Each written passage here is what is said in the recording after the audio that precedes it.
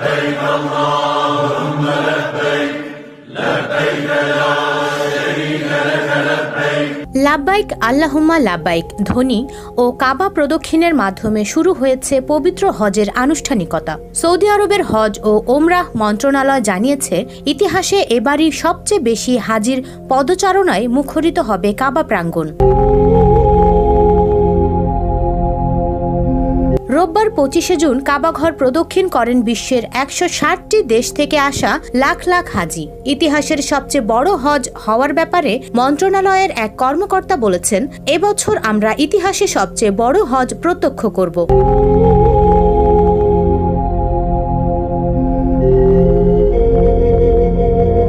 2020 সালে করোনা মহামারী হানা দেওয়ার পর এবার প্রথমবারের মতো সব ধরনের স্বাস্থ্য বিধিনিষেধ তুলে দেওয়া হয়েছে। ধারণা করা হচ্ছে এবার একসঙ্গে হজ করবেন 25